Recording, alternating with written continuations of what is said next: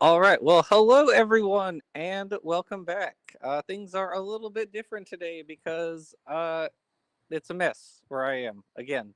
Probably storm related. Uh, uh, Regarding the recent storms that blew through here and destroyed a whole bunch of stuff. So anyways, uh, I'm joined, of course, as always, by my host and co-host Peter, and today we have a guest with us. Uh, Named Jeffery Jay Lowder, who is a philosopher. He's his interest, I guess, specialty. Would that be the right term? Is Yeah, philosophy of religion. I'm an amateur philosopher. I'm not a professor or a professional philosopher anywhere, but I've spent about 25 years really studying metaethics and Mm. the philosophy of religion. So that's kind of my thing on Twitter and the blog that I have, and I Mm. started infidels.org, Mm. the internet infidels who host the secular web, which is a major, I guess you could say, atheist philosophy of religion website. Yeah, I was actually just looking at it earlier today, looking at some summaries of a few of the works that you've written. Because you've done lots of debates, both like written and live. You've written like critiques of different books by apologists, as well as, in fairness, some critiques on things like the sort of new atheist crowd, if you will, like Yep. Dawkins, Hitchens, Coyne, these sorts of guys who publish uh, uh, article or books and whatnot about religion, but not really going the philosophy of religion route. Um, So, yeah, and that's something I would like to get into a little bit Sure. later in the program if you're interested. Sure. Yeah. Um, but yes, yeah. So like philosophy of religion, metaethics, inductive logic, all that sort of stuff is what Yep. I found. Uh, I'm not a super philosophic person. I've read a few things in like epistemology, a few philosophy of science things. I took a class that was essentially bioethics. So we talk about like um, the ethics of different types of technology and what are the limits of these technologies, like facial recognition software, things like that. Which was kind of interesting. you know do you ever go into any of that sort of stuff? Uh, Not really. Not really. Okay. Probably the thing that I do that I spend the most time on that isn't directly related to metaethics or philosophy of religion would be decision theory. Okay. Um, uh, but that's not really in the same category as what you were just describing. Yeah. Yeah. Okay. Yeah. For anyone who's like confused in the side chat, uh this is the interview. I scheduled it for today, but I gave Peter the wrong stream key or whatever. I gave him the one for next week. So I'll just flip the stuff once we're done. So anybody who watches this after won't be confused. Okay. Um, I think the first thing that I watched that had you in it was your debate with Frank Turek from a few years ago. Yep. Um, Yeah. That was in Topeka, Kansas. what were your thoughts, sort of coming out of that, or I guess going in and then coming out of it following? Um, I wasn't really sure what to expect. The organizer, so if he watches this, I apologize to you. I can't remember your name right now, but I had exchanged emails with the organizer, who was a Christian for a few years at Washburn Mm. University in Topeka, and he had expressed interest in having me debate. And I don't remember when he first reached out to me, but whatever that first opportunity was didn't work out. And then I would hear from him from time to time, and then he said, "Okay, I think this time might actually work out. He'd be interested in having you debate Frank Turek." And I said, "I'm game." Yeah. And I think that happened after I had been posting my critiques of his book, I Don't Have Enough Faith to Be an Atheist.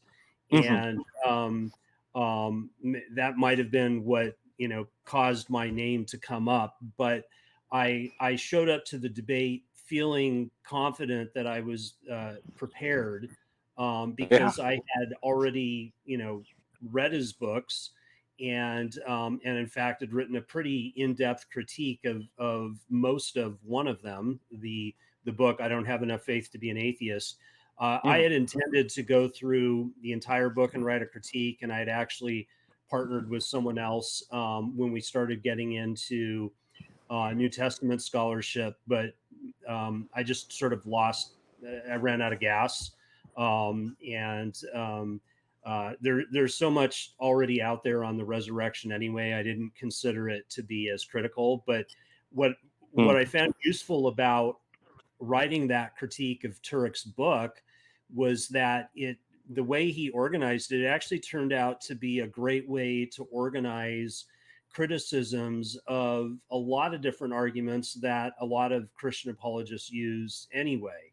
So it was sort of a good way to come up with this compendium. There's Mm-hmm. lots of things out there that, articles or books that will provide responses to this or that.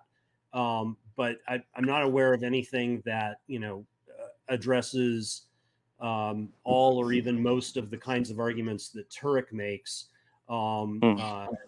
It's certainly not in a way that I would say is accessible. And I'd like to think that what I wrote is accessible. So going in, I felt pretty comfortable about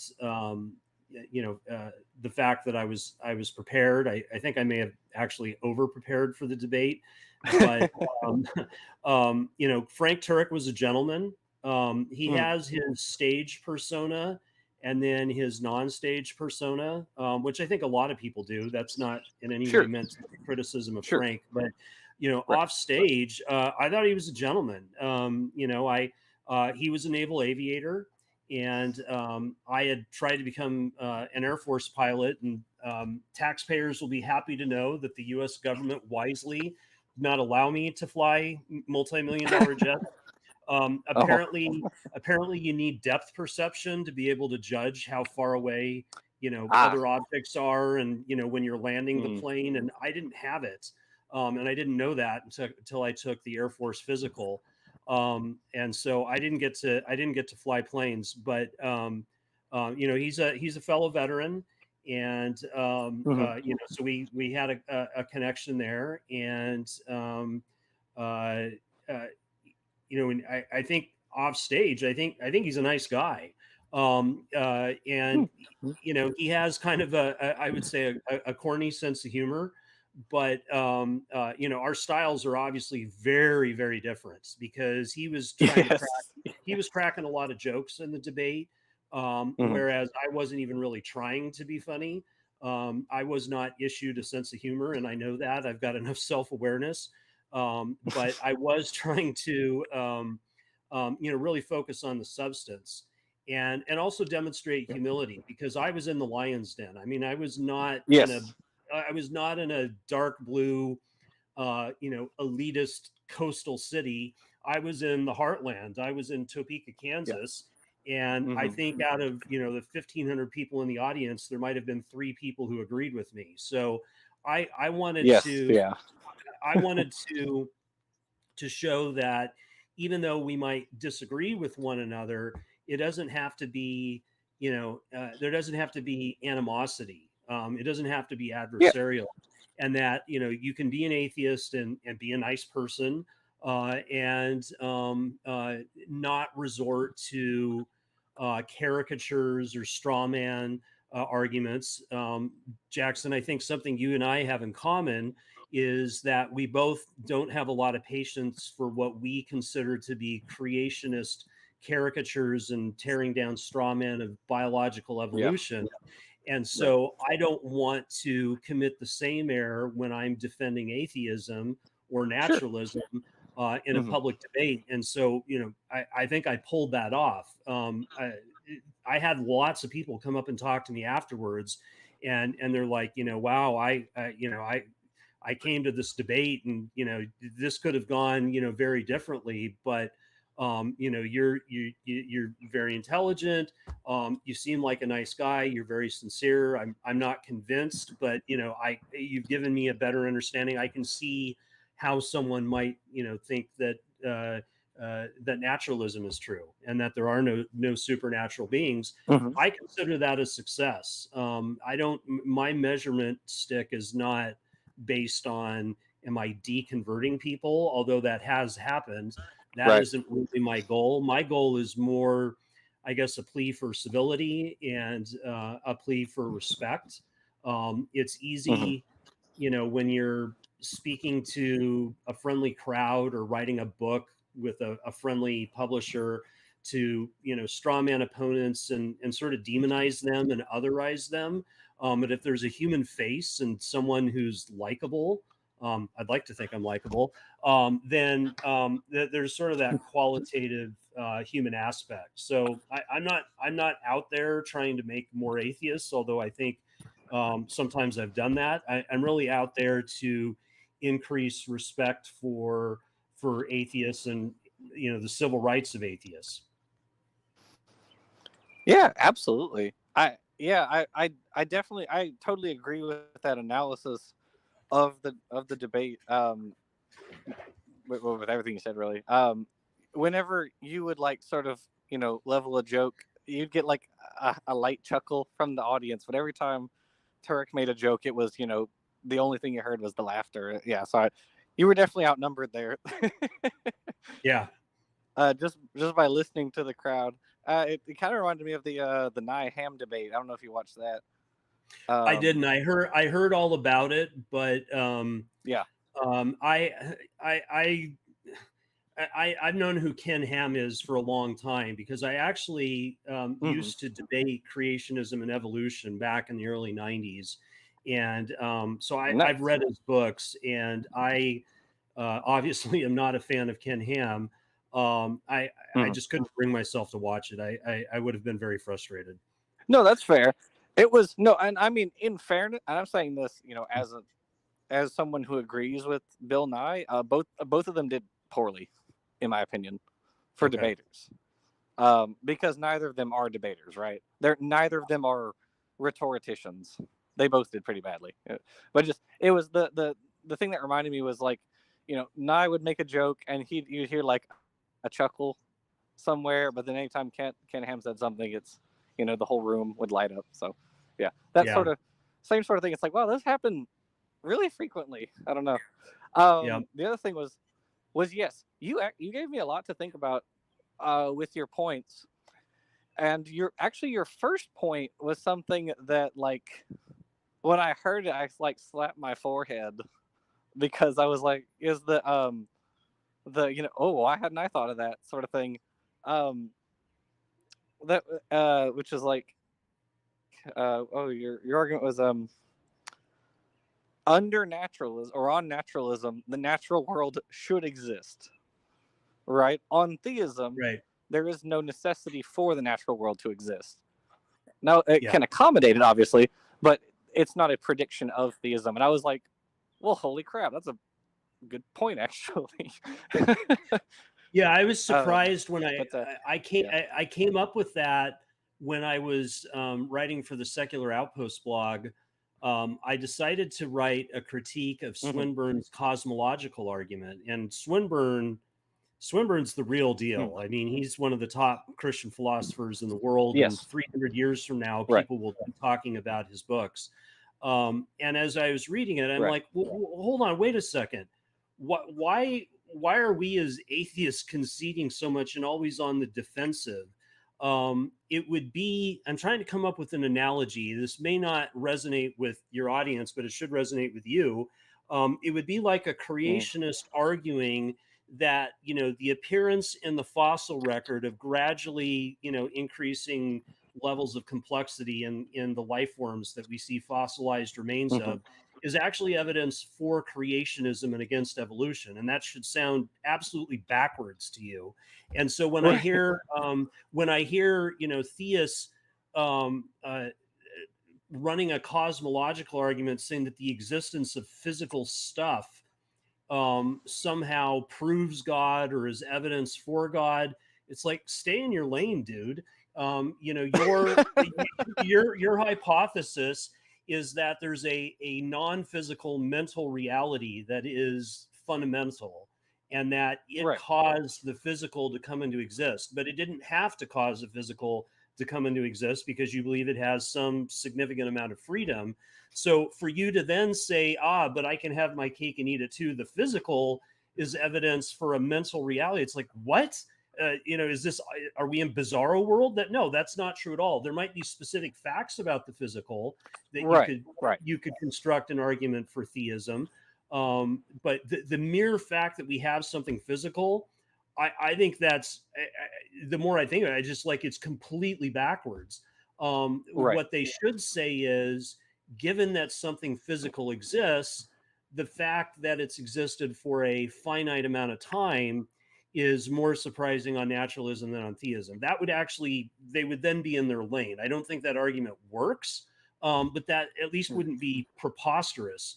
It would be like a naturalist like me trying to argue, well, the fact that consciousness exists at all is evidence favoring the idea that reality is fundamentally non-mental. And if that produces a reaction of what did he just say? That doesn't make any sense. That's what I was going for, because that doesn't make any sense. It's completely backwards.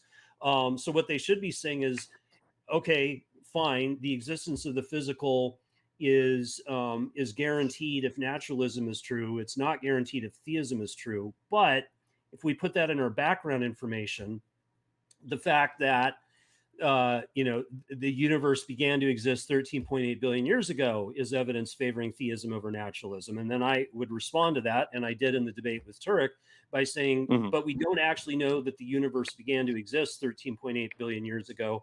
All we know is that the inflation of the universe began 13.8 billion years ago. And I make an analogy with the balloon. I can't remember if I used this in the debate or not, but if I videotape myself blowing up a balloon, and then I play the video in reverse, and then I stop at the point where my lips are on the balloon but there's no air in it yet, you wouldn't then say, after watching that video, well, that's it, that proves that Lowder created the balloon out of nothing. That would be a stupid argument. And so the balloon is the metaphor for the universe. We have no idea. Maybe the universe did begin with the beginning of the expansion of the universe. Maybe it didn't. Maybe the universe is a baby universe from a mother universe in the multiverse. It's really hard to say. We're off in speculation land. This is really hard to investigate. They would be better off saying, granted that the universe exists, the fact that it's has a finite age favors theism, but then they would have to prove that it has a finite age, and I don't think that they can do that. Gotcha. Yeah, no, absolutely. That is a really good point. There were the other thing that kind of struck me about it was how multidisciplinary the arguments that well, both of you presented are, or were, I guess. Because I was going into this thinking that this was going to be really more like philosophy, if that makes any sort of sense. Maybe I'm making a fool of myself. But when you got into the arguments, like almost immediately there was like reference to science and evolution and cosmology, and then of course there was stuff with history, like is the empty tomb evidence for the resurrection and stuff like that. It really it struck me how many subjects are being pulled in for this argument, and that was also something that kind of caught me off guard. And the thing is on a lot of these subjects. Yeah, well, we're debating worldviews, and so a worldview is supposed to give you a comprehensive view of a lot of different, answers to a lot of different questions. So if someone says, I'm an atheist, and by the word atheist, I mean I lack the belief that God exists, I mean, that's fine. If you lack that belief, then you lack that belief. But that isn't a worldview. A Right. worldview is going to give you maybe not comprehensive is the right word, but it's going to give you a big picture, view of the world that informs how you look at a lot of different topics, like all of the topics you just listed. And so, naturalism is one of those worldviews. And so it helps you to make sense of uh, a diverse set of data from a number of different fields. And yeah, I appealed to science right off the bat. And I can't remember if this was one of my arguments. I think it was, but one of my arguments was actually the history of science. Yes. Yeah. Because science has this track record of replacing explanations that are based on appeals to invisible agents and replacing them with explanations that are based on mechanisms. And we don't have any examples of the reverse, where we had a mechanistic explanation and then we dumped that in exchange for an explanation based on an invisible agent, whether it's an intelligent designer, which may or may not be God, spirits, fairies, whatever. We don't have that. And that, of course, is much more likely on the assumption that naturalism is true than it is on the assumption that theism is true. I mean, it's compatible with theism. If God exists, God could have set up reality in a way that, he designed natural laws such that he didn't have to constantly intervene. And so, there would be natural explanations for things like the origin of life, the evolution of life, consciousness, and that sort of thing. But that's not the kind of world that we seem to live in. And that's not, so people, you'll appreciate this given your focus on evolution and science communication. This brings up the whole topic of methodological naturalism versus metaphysical naturalism. Now, in the debate, I was obviously defending metaphysical naturalism, but you don't need to be an atheist to adopt a principle of methodological naturalism. Methodological naturalism is just a presumption in favor of mechanistic explanations over, I guess, what you could call personal explanations, or invisible agent-based explanations. Even if I believed in God, even if I were Catholic or Lutheran or whatever, I would still be a methodological naturalist, because methodological naturalism is supported by a principle that uniformity is intrinsically more probable than variety. So without even getting into the science of geology and astronomy, when we talk about, the evidence for an old Earth and an old universe, sure, you can construct ad hoc just so stories to explain away that evidence for an old Earth and an old universe. But before you even look at the evidence, those explanations already have a massive disadvantage, because they're ad hoc. They're positing all sorts of variety that that is on its face unlikely to be true. It's not impossible, but it's very unlikely. And so it would require extremely strong evidence to overcome that presumption. And that presumption is not because God doesn't exist or we hate God. It's because uniformity is more likely than variety before we even look at the evidence. And then when we go look at the evidence, of course, the evidence confirms that.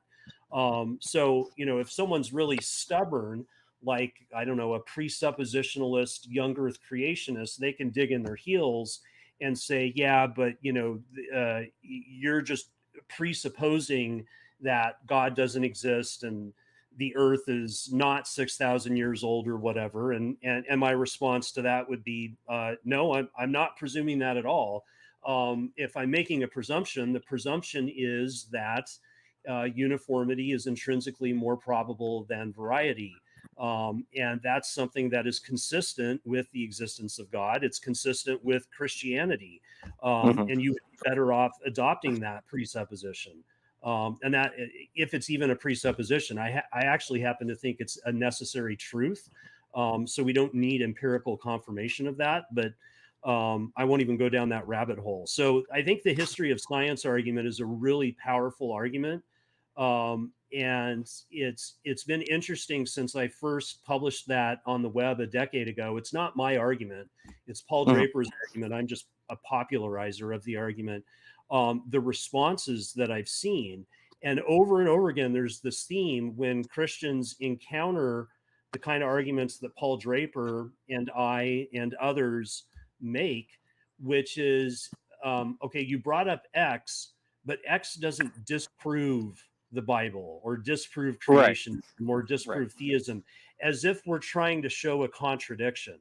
Some people do that. That's not what my arguments do at all. My arguments are of the form, what's the best explanation? What's most likely to be true? So is it possible that, God exists and the book of Genesis should be interpreted metaphorically and God used evolution as his method of creation? Absolutely. I have no interest in debating theology whatsoever. So I acknowledge, for example, the Catholic Church has no problem with the teaching of evolution.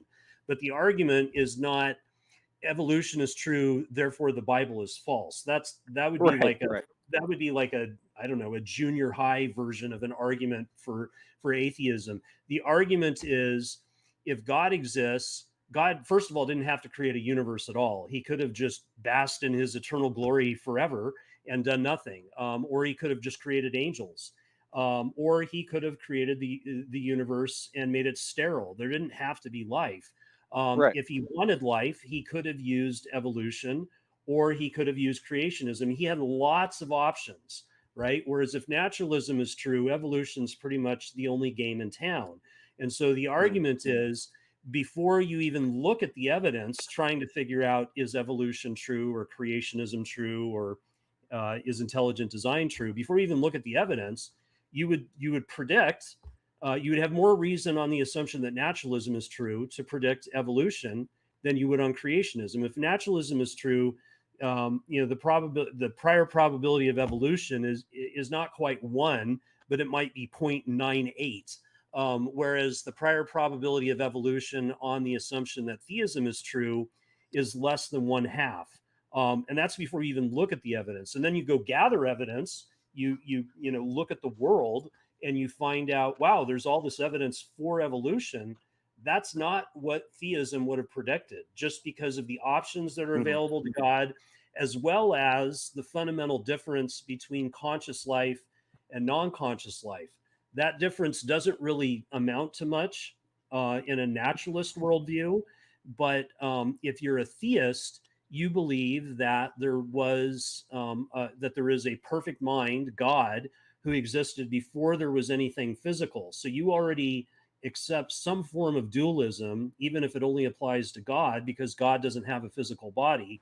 And so that would give you some reason to predict that if God was going to create conscious life, however he would do it, it probably would not be the result, the gradually modified descendant of unconscious life, that there would be something special. And so everything else held equal, if you're a theist, you would predict that, maybe God would use evolution, or maybe he wouldn't. But when it was time to create human beings, they would have been specially created because of that really big distinction between conscious life and non-conscious life. And of course, we know that there are many organisms, many animals that are conscious that are not human. So it creates a big can of worms for them. But that's the argument. And so when people say, but I don't need to interpret Genesis literally, my response is, great, but I wasn't talking about Genesis. My argument is against theism, not Christian theism.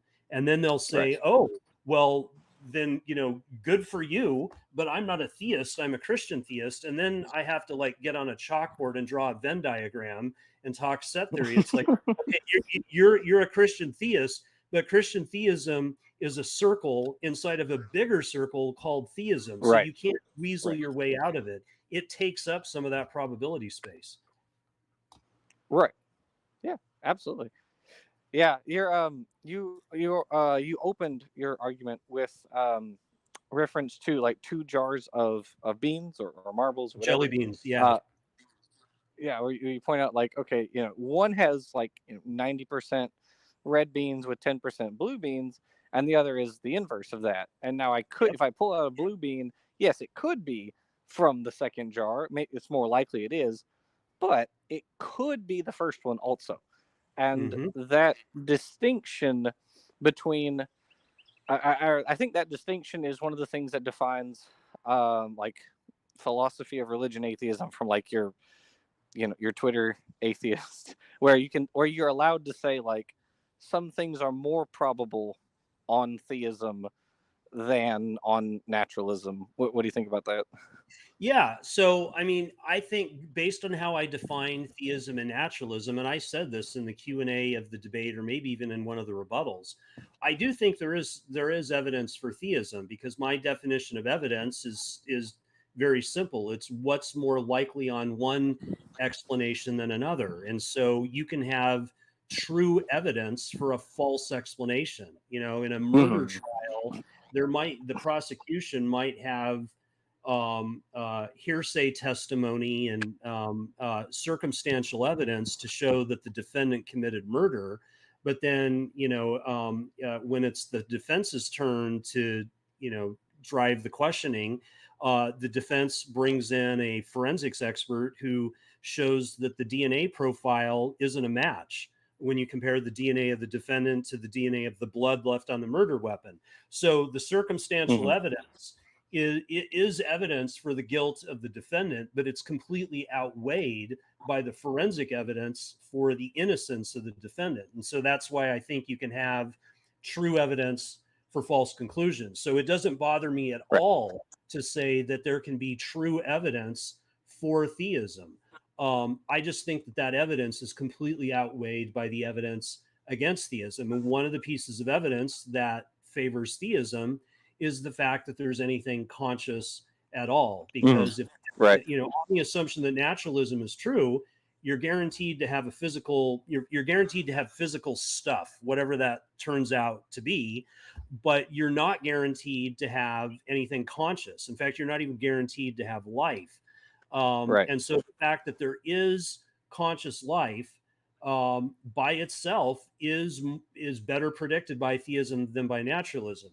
Of course, the fact that we have conscious life is hardly the only thing we know about consciousness in the universe. We Right. also know Mm-hmm. that all non-question begging examples of consciousness involve minds dependent upon physical brains, and that's much more likely on the assumption that naturalism is true than on the assumption that theism is true. So when you fully state the evidence about consciousness, it's not this one-sided victory for theism. Some people will say that the evidence of consciousness outweighs the evidence of mind-brain dependence in favor of theism.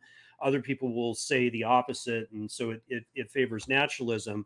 But you get the idea. You can have Right. related pieces of evidence that favor contradictory conclusions. Yeah, absolutely. And I'm personally, um, I have kind of struggled with that myself, with the idea of like they're because I am an atheist. No qualms about saying that.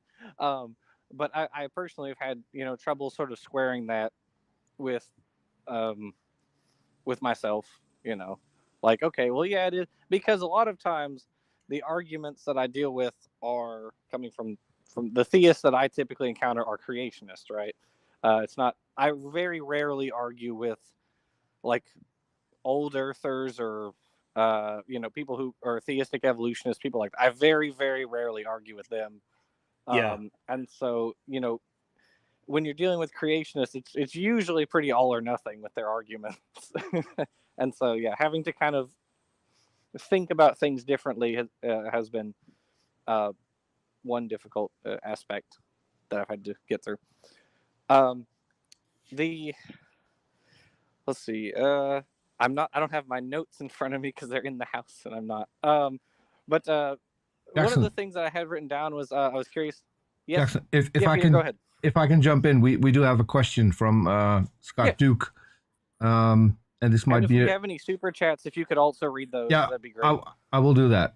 So we have a question from Scott Duke. He says, was Mr. Lauer a contributor to Iron Chariot's website or some other past counter apologetic website? I'm think you have your own website, so maybe you could tell people about that a little. Yeah, so I'm the co-founder of the Internet Infidels. So my website would have been infidels.org. I haven't been officially involved with them for almost 2 decades. When my wife and I started having our family, I stepped away from all of that. From time to time, I might do something to help them, but I'm not officially involved. I have the title of president emeritus, but that was my gift to the online community, because I started that back in the early 90s. Back then there wasn't anything. So when infidels.org was started, we actually were the web host for all of the major atheist organizations: the American Humanist Association, the Council for Secular Humanism, American Atheists, if I didn't already say them, Freedom from Religion Foundation. I think we had the International Humanist and Ethical Union, and I'm probably leaving a couple more out. And then as they got internet savvy, they lined up their own ISPs and moved their web presence off of our website. But I was the original guy who made all of that happen. And then you are the god of atheism, is what you're saying. well, I don't know about that, but and then in terms of content, we initially had a lot of stuff that we had gotten a copy of, and I feel really bad. I can't remember the gentleman's name, but the infidels.org website is primarily the library section, and the library is divided up into the historical library and the modern library. And the definition of modern is anything after 1970. Most of the original content was in the historical library, and is it Emmett Fields? I can't remember the name. We got most of our content in the historical library. We got from someone else who'd been scanning it in, but I really developed the modern library by contacting professional philosophers and getting permission to reprint their content. People like Quentin Smith, Graham Oppie, Michael Martin, Ted Drange, Keith Parsons, Anthony Flew, who at the time did identify as an atheist, Paul Kurtz, and on and on and on. And then, and that was just republishing. But then eventually, we were able to start soliciting original content for the website, and almost as if we were an academic journal for atheist philosophy of religion. And so that's kind of how infidels.org came to be. And as part of that, I contributed some of my own content. I would not have put the content I contributed in the 90s in the same league as those philosophers I just listed off, but I wrote a comprehensive rebuttal to Josh McDowell's book, Evidence That Demands a Verdict. I wrote a book review of Lee Strobel's Case for Christ. I wrote a review of one of Ravi Zacharias's books. I mean, these were the big names in Christian apologetics back in the late 90s, early 2000s. And then after I stepped down, we hired Keith Augustine, who has an MA in philosophy, as the executive director. And so he's been instrumental in curating a lot of the content. Sometimes I'll give him suggestions like, hey, we should see if we can get this person's material on the website, or maybe a specific essay. But he's really taken over a lot of that work since I stepped down. And so that's been kind of my contribution. And since we started infidels.org, yeah, there's been a lot of other websites that have popped up, Iron Chariots, and I don't want to go list off others, because if I start doing that, then inevitably I'm going to offend someone, because I didn't list yet another website that is their favorite. So I'll Sure. just say, Right. I'll just say collectively, yeah, there's lots of other sites out there, but that was my contribution, and that's how infidels.org started. Wow, that's pretty wild. That, I mean, these like big organizations like the FFRF, I mean, handles like, you know, big like high profile cases and stuff now, and so yeah, that's pretty impressive. Yeah, well, I mean, I'm a computer guy, so you know, that was a way to sort of leverage combine my skills with, you know, my interests, and so that is what it is. And as a result of, and this might tee up a topic I think I heard you say before we went live, or maybe right after we went live, that you wanted to talk about, which was, you know, new atheism versus Yeah. philosophy of religion atheists. But when we first got started, and I started building up the modern library of the website, I don't remember details of you know, who, it might have even been some of my stuff, I don't remember. But initially, some of the stuff that we had put on the site got some pretty harsh reviews and critiques that I came to realize were justified, that what we had put up on the site was bad. And so we had to implement a peer review process, and I ended up scrubbing the modern library, and there's content that got deleted. In fact, I was continuing to scrub the content of the modern library, I think, until around 2010. So that was sort of a retroactive cleanup operation. But then going forward, to get published on the secular web, it would actually have to undergo peer review by someone with the relevant subject matter expertise. So if it touched on philosophy of religion, then guess what? A philosopher of religion would review it. If it touched on evolutionary biology, then yeah, a biologist would review it.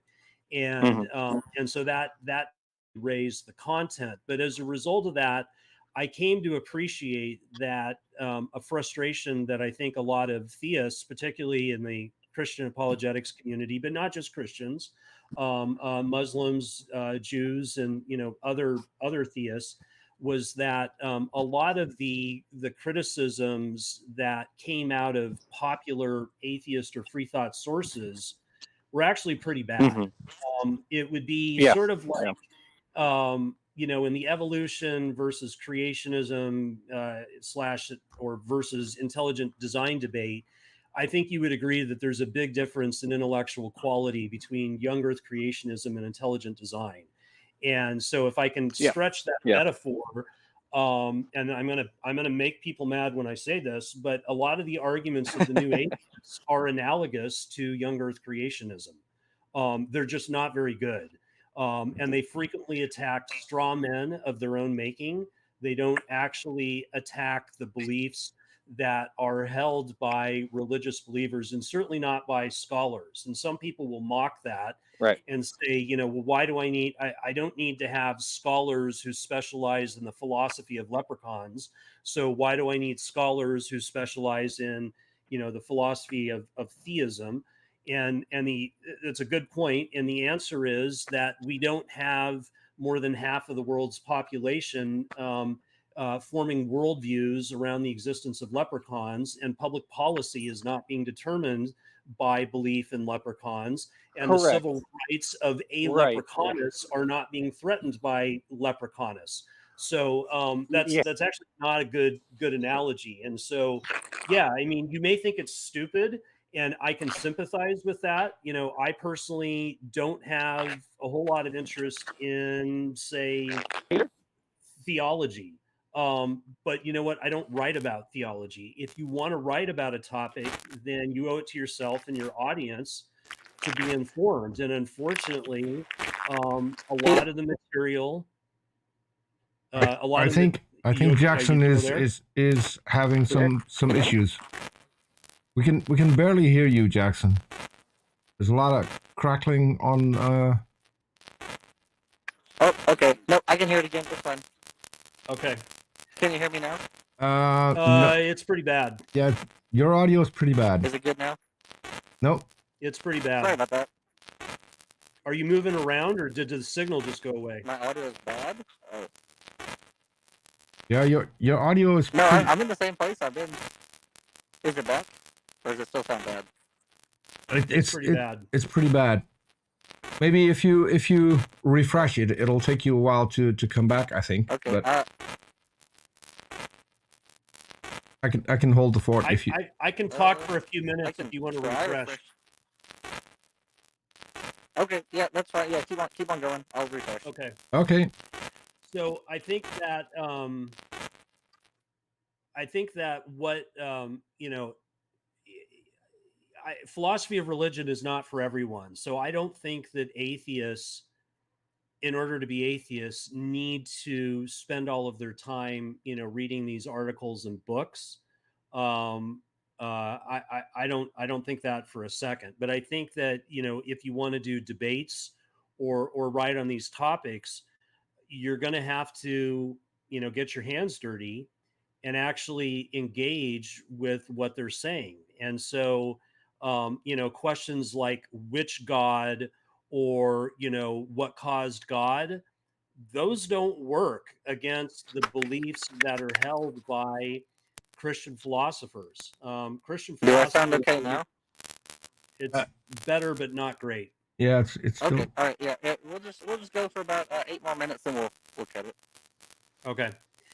So anyway, yeah, you're if you want to speak out on behalf of atheism, and that means not the civil rights aspect, but the arguments and talk about evidence and that sort of thing. You need to engage your opponents where they're at and address the arguments they do make, not the straw man versions of their arguments. So things like, what caused God? That's a terrible question to ask. All that does is make you look like an idiot. Christian philosophers and theologians and other apologists do not claim that everything that exists has a cause. They have a way to defend asymmetry.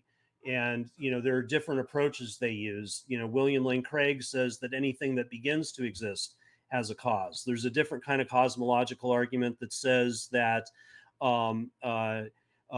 anything, things that are contingent have to be explained either in terms of other things that are contingent or things that are necessary. And so, with that argument, God doesn't need a cause because God exists necessarily. It's only contingent things. With the Kalam cosmological argument, the universe needs a cause because it allegedly began to exist, whereas God, if God exists, does not begin to exist. So you may think that these are not successful arguments, and I would agree with you. But the point is, these arguments don't start with the idea that everything, literally everything, has a cause. So if you say what caused God, that's just a stupid question to ask. You're arguing with a person that isn't in the room. Maybe that question works on the street when you're talking to someone who isn't a philosopher, but if you're going to go against people like Turek or Craig or anybody else, it's not going to be that easy. And so you're going to have to actually engage them. I couldn't agree more. So absolutely. I do appreciate that. Yeah. Yeah, on my show, I don't do debates because I don't think that debates add to anything, because people are then going to make a lot of arguments that you can't counter in the time allotted within a debate. But I fully agree with you that if you're talking to a young Earth creationist, you have to let them make their position and then start questioning the position they presented, not just coming up with things you've heard in the young Earth creationist sphere, because they might not even hold to them. And I find it dishonest if people do that with me. So this is why I would never do that to an interlocutor when it comes to young Earth creationism. It also makes for a better conversation and a less hostile conversation, which I think is very important. Because if you're going to start pushing people away, your work is done. Yeah, that's kind of a problem where a lot of times when people are doing the like creation evolution debates, there's a oh no. You're you're you're cutting in and out, Jackson, and you sound a little like you've been abducted by Daleks from the Doctor Who sphere. Jackson, can you hear us? Because we can barely hear you.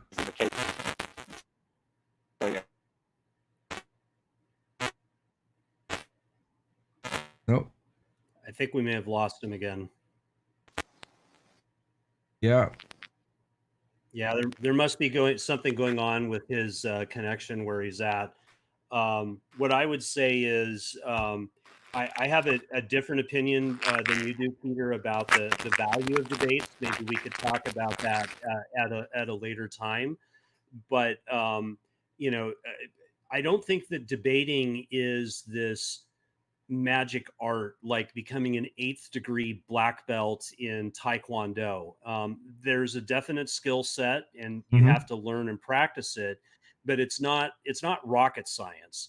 And one of the first principles of debating is actually listening to what your opponent says. If you don't listen, then it's very easy to straw man them. Yeah. And then if you do listen, the follow-on principle is the idea of clash. You're supposed to clash with the arguments that they actually gave, not the arguments that you may have prepared for. So if your opponent says X, you can either you can say not X, or you can say X and Y outweighs X. But what you don't want to do is say, yeah, in response to X, I'm going to tell you why Z is wrong. Well, why are you talking about Z? They didn't bring up Z. Exactly. What does Z have to do with X? Yeah. And I personally, in everyday conversations, not formal debates, I've had many times when someone has said things where it's like I'm looking around like, is there someone else in the room that I can't hear? Because what you're arguing has nothing to do with me. And so I know how frustrated I get when I feel like people are not responding to what I actually said. And so the last thing I want to do is inflict that same frustration on other people. And I've never heard someone say, boy, I had the strangest experience. I was in an argument or a debate with someone. They totally strawmanned me, and boy, was that convincing. I changed my mind. I mean, that obviously never happens. No. And yet people strawman all the time. And so my plea is, don't do that. Exactly. Ignore them if you want, but if you're going to debate them, at least acknowledge what their position actually is. Yeah, I fully agree. Well, I think it's, and I probably still don't sound very good, but we're at the hour. So I want to say, is there anything final you want to share before we hop off? No, I mean, it's not like I'm selling anything or anything like that. I just wanted to say thank you for having me as a guest. I'd be happy to do this again sometime if you're interested, and hopefully with a better connection, so that we can see you on video. Yeah. Yeah, I had because I made notes about questions I wanted to ask, things I didn't get to, but yeah, so I'd love to do this again when everything is working. Okay. Yeah, happy to do that. Mr. Lowder, is there a place where people can still find you? Do you still have an internet presence? Yeah. So I have an author page on infidels.org where you can see the stuff that I've submitted for publication there. But I have a personal blog at naturalisticatheism.blogspot.com. And I post there, I don't know, 10 to 15 times a year. It's going to be, very oriented towards philosophy. Some of it might not be very easy to read if you don't read a lot of philosophy, but some of it I think should be pretty easy to read. So I would encourage people to check that out. And then, when the blog posts pop up, they can decide whether or not that's something that they're interested in. And there's a contact form on that blog. So if people wanted to shoot me an email, they can type a short message in a box on the site, and I'll get it. I put the link to Awesome. your I will blog link all of in those the things once I have internet. yeah. I put the link to the blog in the chat. It was in the original video, so Jackson's probably going to put it in the description of this one as well. But yeah, it's in the Okay, yeah, and I've got a very sorry, I've got a very small YouTube channel. The URL is not easy to remember. I don't remember what it is, but you can find a link to that from my blog. So if people are interested in that, they can check it out. And you can see some of my debates and presentations. Fantastic. Alrighty. Well, thank you again for coming on. I really appreciate it. Glad we finally got you on here. And this was very interesting. And thank you, everybody, in the live chat who watched, and we will see all of you next time. Bye, everybody. Bye, everyone.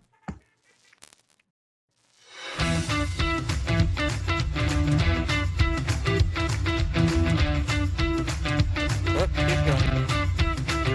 Oh, well. Keep going.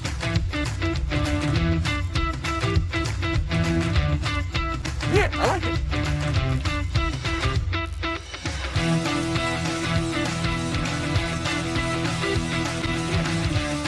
That was good. Yeah, that was good.